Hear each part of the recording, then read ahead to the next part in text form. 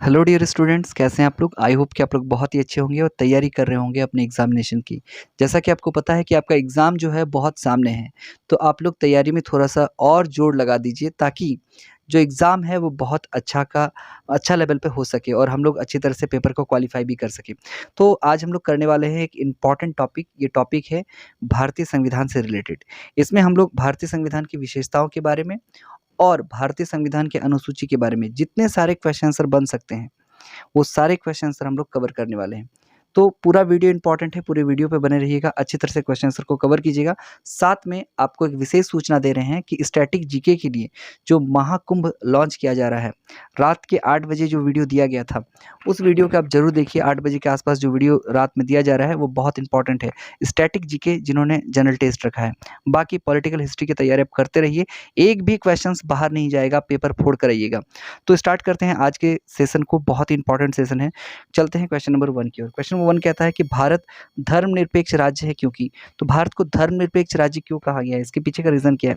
तो सही आंसर हो जाएगा ऑप्शन नंबर बी, यानी कि राज्य अपने तरफ से किसी धर्म को प्रोत्साहित या हतोत्साहित नहीं कर सकता है। जैसा कि आपको पता है कि भारत ना एक धर्मनिरपेक्ष राज्य है, वास्तव में ये पंथ निरपेक्ष है।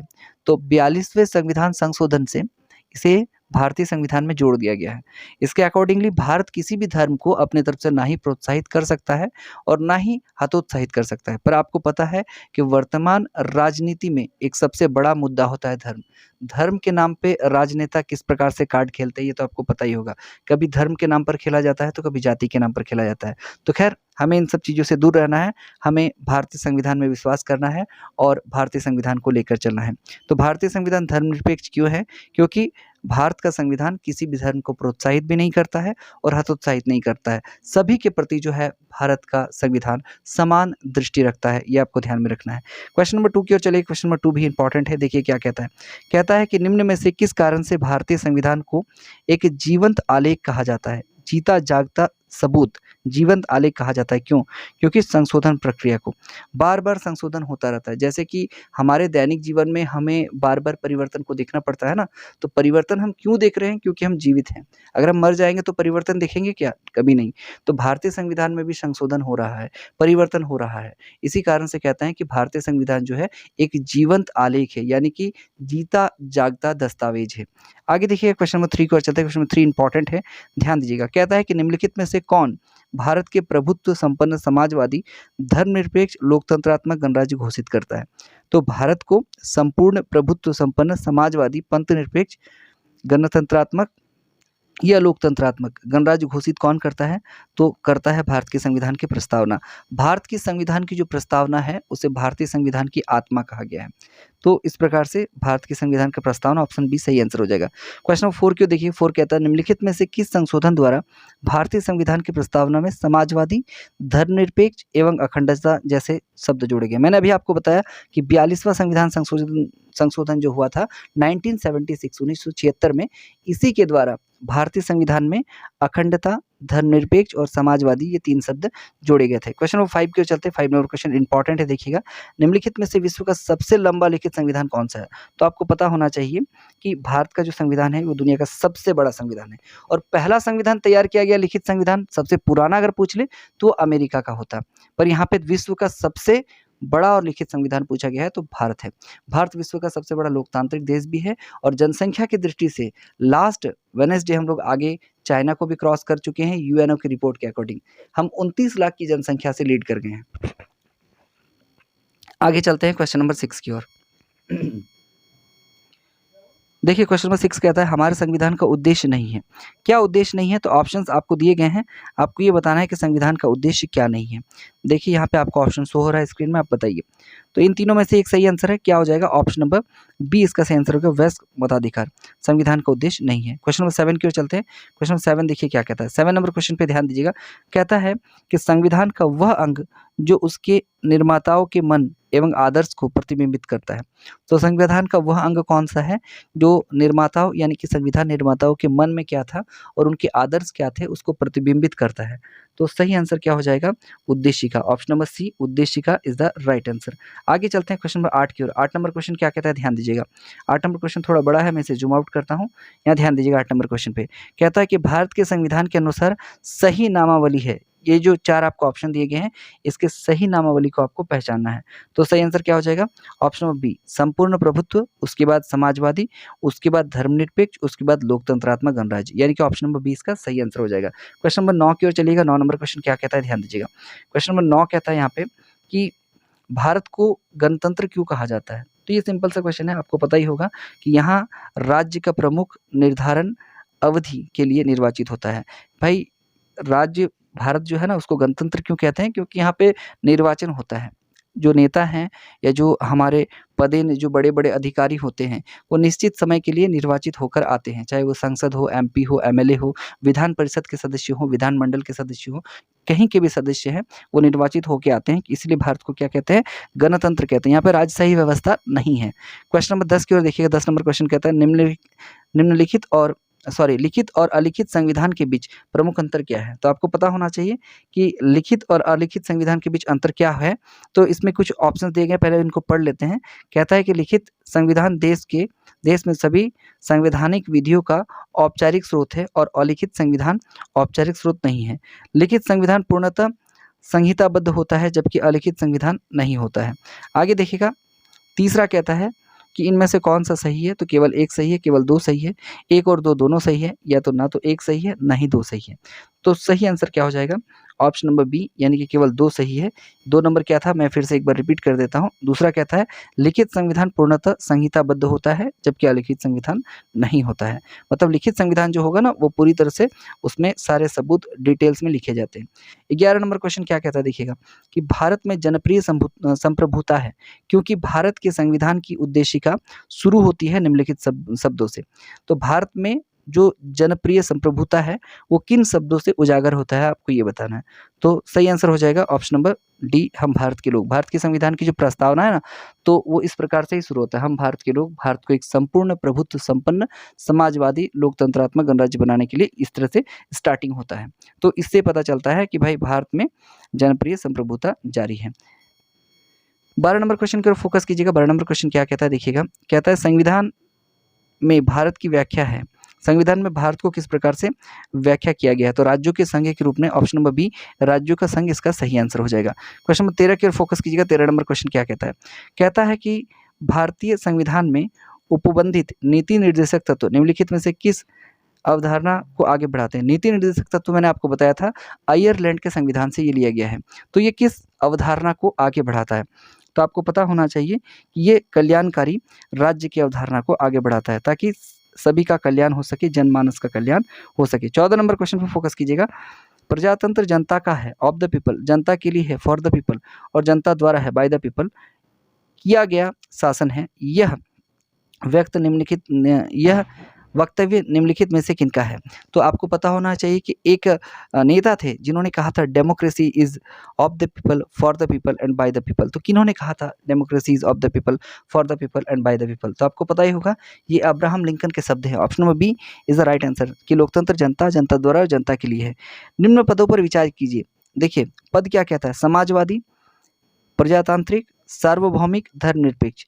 तो सही शब्दों के विचारानुसार क्रम को सजाना है, आपको सही शब्दों का विचारानुसार क्रम देना है।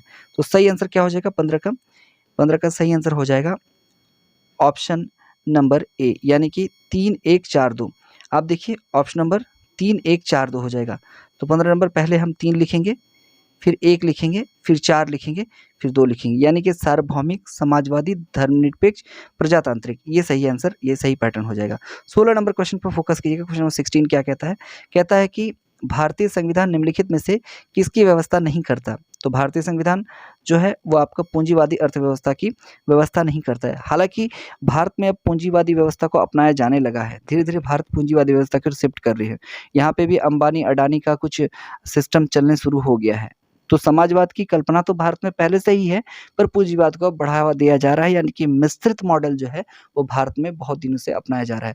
1911 से ये मॉडल अभी तक 1991 से ये मॉडल अभी तक अपनाया जा रहा है। तो क्वेश्चन नंबर 17 की ओर चलते हैं। 17 नंबर क्वेश्चन क्या कहता है? इंपॉर्टेंट क्वेश्चन है, ध्यान दीजिएगा। 17 नंबर क्वेश्चन कहता है भारतीय संविधान राजकाज की भाषा के रूप में डैश को मान्यता देता है। तो आपको पता होना चाहिए कि संविधान की राजकाज की भाषा जो है वो बी और सी है, यानी कि अंग्रेजी और हिंदी है। याद रखिएगा। अंग्रेजी भाषा और हिंदी भाषा जो है वो राजकाज की भाषा है, याद रखिएगा। क्वेश्चन नंबर 18 क्या कहता है, देखिए, निम्नलिखित में से किस अनुच्छेद के अनुसार भारतीय संविधान अंतर्राज्यीय परिषद से संबंधित प्रावधान करता है? तो अंतर्राज्यीय परिषद से संबंधित प्रावधान जो है वो किस अनुच्छेद के अकॉर्डिंग किया जाता है, ये आपको बताना है। तो सही आंसर हो जाएगा ऑप्शन नंबर बी, यानी कि अनुच्छेद 263 में भारतीय संविधान जो है वो अंतर्राज्यीय परिषद से संबंधित प्रावधान करता है, ये आपको याद रखना है। 19 नंबर क्वेश्चन क्या कहता है, देखिए 19 नंबर क्वेश्चन कहता है भारतीय संविधान समर्पित है। तो भारतीय संविधान किसको समर्पित है? तो भारत के लोगों को। ऑप्शन नंबर डी, भारत के लोग is the right answer. 20 number question कहता है संविधान में 12वां परिशिष्ट जोड़ा गया। 12वां परिशिष्ट जो था वो संविधान में कब जोड़ा गया था?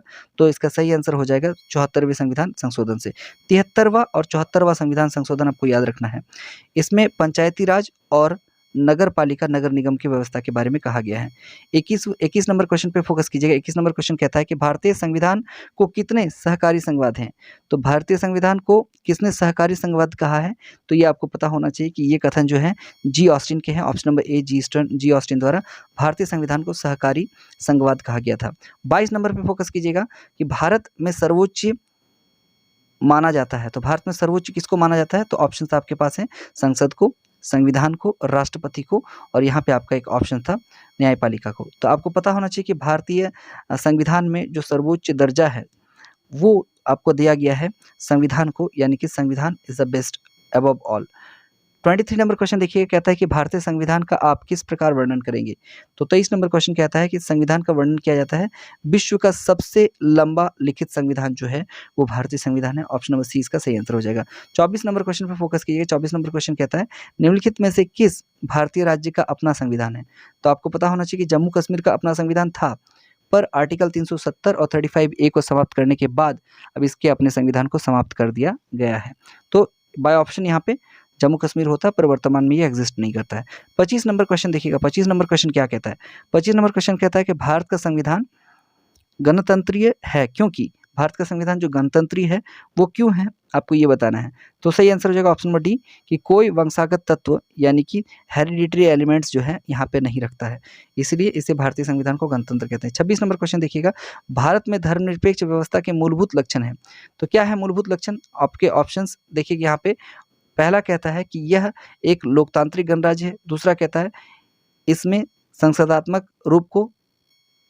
रूप की सरकार है।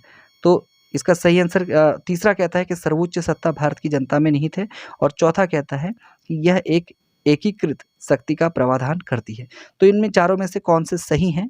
ऑप्शन में ए कहता है पहला दूसरा, ऑप्शन बी कहता है पहला दूसरा तीसरा, सी कहता है दूसरा तीसरा चौथा, और डी कहता है चारों। तो आपको सही आंसर लगाना है क्वेश्चन नंबर 26 का। तो सही आंसर हो जाएगा ऑप्शन नंबर बी, यानी कि पहला दूसरा तीसरा सही है, यानी कि ऑप्शन नंबर बी 26 का पहला दूसरा तीसरा सही है, यानी कि सर्वोच्च सत्ता भारत की जनता में निहित है। दूसरा देखिएगा, आप ध्यान दीजिएगा, सर्वोच्च सत्ता भारत की जनता में निहित है, यह एक लोकतंत्रात्मक गणतंत्र है। और तीसरा जो कहा गया है यानी कि इसमें संसदात्मक रूप की सरकार है। तो ये तीनों सही हैं। चलिए आगे चलते हैं 27 की ओर। 27 नंबर क्वेश्चन क्या कहता है, फोकस कीजिएगा। सरकारिया आयोग रिपोर्ट किससे संबंधित है? तो आपको पता होना चाहिए कि सरकारिया आयोग रिपोर्ट जो है वो केंद्र राज्य संबंधों से संबंधित है। ऑप्शन नंबर ए इसका सही आंसर हो जाएगा। आज का आखिरी प्रश्न है इस सेक्शन का कि भारत का संघ राज्य है, भारत एक संघ राज्य है क्योंकि उसका संविधान सुविधा देता है। किस चीज़ की सुविधा देता है भाई, कि भारत को संघीय राज्य क्यों कहते हैं?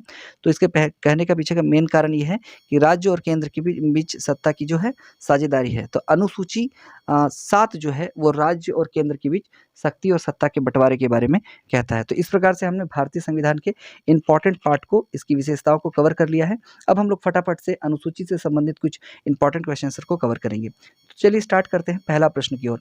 पहला प्रश्न कहता है कि 7वीं अनुसूची में किस विषय का वर्णन है? मैंने अभी आपको बताया कि 7वीं अनुसूची संघ सूची, राज्य सूची और समवर्ती सूची का वर्णन करता है कि किस प्रकार से जो भारत का शक्तियों का बंटवारा है वो संघ, राज्य और केंद्र में किया गया है, यानी कि संघ में, राज्य में और समवर्ती सूचियों में किया गया है। दूसरा नंबर क्वेश्चन देखिएगा। दूसरा नंबर क्वेश्चन कहता है जम्मू कश्मीर राज्य भारतीय संविधान के किस अनुच्छेद से संबंधित है? तो अभी मैंने आपको क्लास में ही बताया कि अनुच्छेद 370 जो है वो जम्मू कश्मीर से संबंधित है। तीसरा कहता है कि नागरिक स्थानीय स्वशासन से संबंधित उपबंध किस अनुसूची में दिए गए हैं? तो नागरिक स्थानीय स्वशासन से संबंधित जो उपबंध है वो बिल्कुल दिया गया है ऑप्शन नंबर सी यानी कि अनुसूची 12 में। आगे देखिएगा चौथा प्रश्न कहता है कि वर्तमान भारतीय संविधान की कुल अनुसूचियों की संख्या कितनी? तो 12 अनुसूची है, ऑप्शन नंबर डी इसका सही आंसर हो जाएगा। पांचवा क्वेश्चन देखिएगा, इंपॉर्टेंट क्वेश्चन है, कहता है कि भारत के संविधान में निम्नलिखित में से कौन सा समवर्ती सूची में है? तो आपको पता होना चाहिए कि समवर्ती सूची में जनसंख्या नियंत्रण और परिवार नियोजन यानी कि परिवार कल्याण को रखा गया है। छठा क्वेश्चन पर फोकस कीजिए, क्वेश्चन नंबर 6 कहता है 12वीं अनुसूची किस संविधान संशोधन द्वारा भारतीय संविधान में जोड़ी गई थी? तो आपको पता, मैंने अभी आपको बताया कि 74वें संविधान संशोधन से 12वीं अनुसूची को और 73वें संविधान संशोधन से 11वीं अनुसूची को जोड़ा गया था। भारतीय संविधान के किस अनुसूची में संघ राज्यों के संबंधों का उपबंध दिए गए हैं? तो संघ राज्य के संबंध का उपबंध जो है वो अनुसूची 1 में दिया गया है, ये आपको ध्यान में रखना है। क्वेश्चन नंबर 8 की ओर चलते हैं, 8 नंबर क्वेश्चन पर फोकस कीजिएगा। कहता है कि निम्न में से किस अनुसूची में राज्यपाल की शपथ एवं प्रतिज्ञान का विवरण है? तो शपथ और प्रतिज्ञान का जो विवरण है वो अनुसूची 3 में है, option number 3 is the right answer, option number ए इसका सही आंसर है। 9 नंबर क्वेश्चन पर फोकस कीजिएगा। 9 नंबर क्वेश्चन कहता है कि संविधान की किस अनुसूची में केंद्र राज्य संबंधों से संबंधित उपबंध दिए हैं? तो केंद्र और राज्य से संबंधित उपबंध जो है वो अनुसूची 7 में दिया गया है, ऑप्शन नंबर ए अनुसूची 7 is right answer. 10 number question पर फोकस कीजिएगा। 10 नंबर क्वेश्चन कहता है ऐसे विषय जो न्यायालय में वाद योग्य नहीं है निम्न में से किस अनुसूची में शामिल किए गए हैं? तो न्यायालय में जिसका वाद योग्य नहीं होता है यानी कि इसमें विवाद क्रिएट नहीं कर सकते हैं वो जो है अनुसूची 9 में शामिल है, ऑप्शन नंबर बी अनुसूची 9 इज द राइट आंसर।